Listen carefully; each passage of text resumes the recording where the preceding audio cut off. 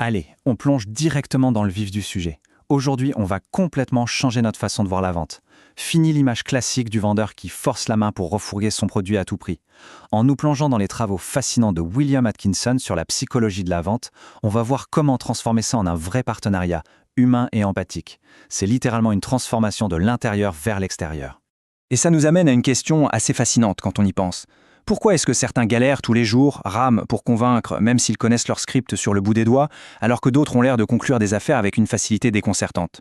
Eh bien, l'idée centrale qu'on va décortiquer ici, c'est que la vraie magie, la véritable efficacité, elle ne se trouve pas dans la logique pure, elle est dans la psychologie. D'ailleurs, Atkinson pose les bases de manière hyper claire. Pour lui, vendre, ce n'est surtout pas juste échanger un produit contre de l'argent. Pas du tout. C'est un vrai dialogue entre deux esprits. Dans ce cadre-là, le vendeur n'est plus l'adversaire de l'acheteur, c'est un guide. Quelqu'un qui prend l'autre par la main pour l'amener vers la solution dont il a secrètement besoin. C'est avant tout de l'humain et ça repose entièrement sur la confiance.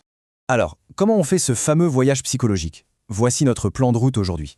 On va d'abord explorer la bataille intérieure, ensuite on décodera les motivations secrètes, on verra comment poser les bonnes questions, on parlera du pouvoir des mots, et on terminera sur la façon de conclure tout ça avec une assurance absolue. Première étape, la bataille antérieure, ou comment maîtriser l'état d'esprit du vendeur. Et ça, c'est absolument crucial. Avant même de dire bonjour à qui que ce soit, la première psychologie à maîtriser, c'est la sienne. Imaginez que l'esprit humain est comme un grand jardin. Si on veut réussir, il faut y planter des graines de confiance et d'entraide, et surtout arracher les mauvaises herbes du doute et de l'obsession du chiffre. En fait, il faut complètement oublier cette posture du prédateur prêt à tout pour sa commission, et endosser le rôle d'un guide bienveillant. Ça change absolument tout. Les sources partagent une anecdote géniale à ce propos. C'est l'histoire d'un jeune commercial, complètement rangé par le doute, qui était vraiment à deux doigts de tout lâcher. Son mentor lui a alors donné un conseil en or. Il lui a dit « Chaque matin, ferme les yeux et imagine-toi simplement en train d'aider 5 personnes dans ta journée. » Et juste en se concentrant sur cette envie sincère de rendre service, le déclic a eu lieu. Il n'était plus un prédateur anxieux, mais un guide serein. Et devinez quoi? Les ventes ont suivi toutes seules. Ce qui nous amène à la deuxième étape, les motivations secrètes, ou comment décoder l'esprit du client. Bon, une fois qu'on a le bon état d'esprit, il faut comprendre un truc fondamental. Les gens n'achètent pas par pure logique, ils agissent poussés par des désirs profonds enfouis dans leur subconscient. L'analyse révèle 5 grands moteurs universels. On a la sécurité, pour se rassurer face à l'inconnu, le confort, pour chercher le plaisir et éviter d'avoir mal, le statut, pour briller socialement, la connexion, parce qu'on a tous besoin de liens humains, et enfin le progrès, l'envie de devenir une meilleure version de soi-même. Le vrai défi, c'est d'écouter bien au-delà de la demande de surface pour repérer laquelle de ces forces est vraiment aux commandes. Et pour voir comment ça se traduit dans la vraie vie, prenons le cas de cette agente immobilière face à une dame âgée. Sur le papier, la demande était super pragmatique. Une maison avec un petit jardin facile à entretenir, rien de bien fou. Mais en prêtant vraiment l'oreille, l'agente a capté la vraie motivation émotionnelle.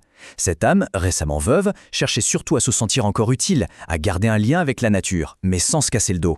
Résultat, l'agente ne lui a pas vendu de simples mètres carrés, elle lui a vendu de l'émotion et un sens à sa vie. C'est brillant.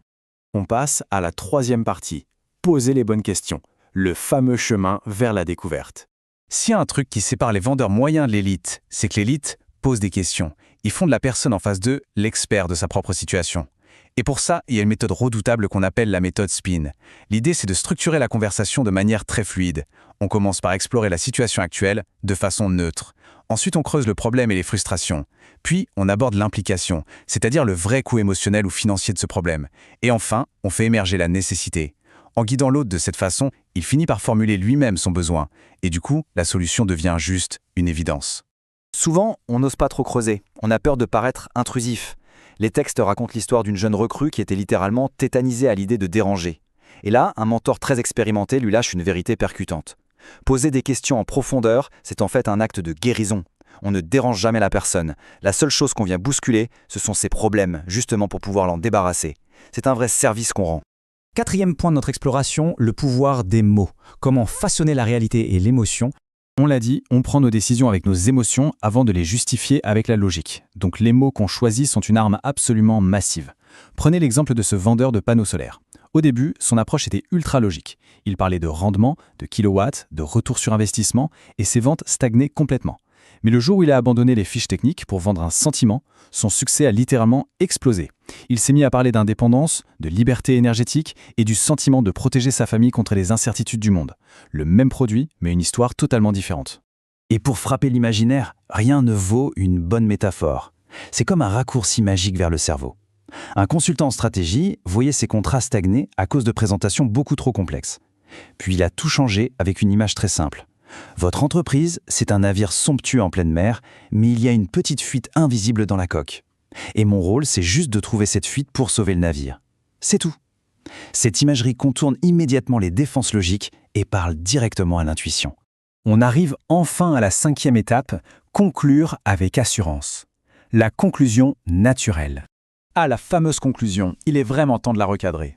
Ça ne devrait pas être un moment d'angoisse ou de pression, mais juste l'aboutissement logique d'une belle relation de confiance. Et ça commence par la gestion des objections. Avec l'approche d'Atkinson, on mise sur l'empathie totale. Un non ou une hésitation, ce n'est pas un refus final, c'est juste un point de départ pour découvrir des peurs cachées. Il y a cet exemple d'un vendeur de PC face à un client qui trouvait la machine trop chère. Au lieu de se justifier sur le prix, il a demandé avec beaucoup d'empathie « Mais concrètement, combien ça vous coûte au quotidien, en temps et en frustration, de travailler sur une machine lente ?» L'objection est devenue le vrai tremplin de la vente. Alors, comment on atterrit en douceur? Les sources nous parlent de 3 grandes techniques psychologiques. La conclusion par présomption, où l'on agit comme si c'était fait pour aborder les détails logistiques. La conclusion par récapitulation, où l'on rappelle simplement tous les points validés ensemble. Et la conclusion par choix alternatif, en proposant de choisir entre une option A et une option B. L'idée essentielle ici, ce n'est surtout pas de faire de la manipulation, c'est simplement d'enlever toute la friction mentale de la décision et de tracer un chemin ultra fluide vers un grand oui. Et puis, il y a la règle d'or absolue. Une fois que la solution est proposée et que la question finale est posée, le silence. C'est peut-être le plus dur, mais il faut littéralement se taire. Pas un mot de plus. Ce silence respectueux, il est vital. C'est l'espace dont l'autre a désespérément besoin pour digérer les informations et prendre sa décision tranquillement, sans qu'on vienne tout gâcher avec un nouvel argument. Assumer ce silence, c'est la marque des plus grands. C'est la preuve d'une confiance inébranlable. Pour boucler cette belle exploration, ce qu'il faut vraiment retenir, c'est que le succès véritable et pérenne, il ne s'invente pas. Il vient de l'authenticité, d'une véritable passion et d'une envie viscérale d'aider. Les gens ressentent immédiatement notre énergie. Alors, au vu de tout ça, ça vaut le coup de se poser une dernière question. Est-ce qu'on est juste là pour écouler des produits sur un marché, ou est-ce qu'on est enfin prêt à inspirer et à servir les autres ? Je vous laisse y réfléchir et on se retrouve très vite pour décrypter de nouvelles idées.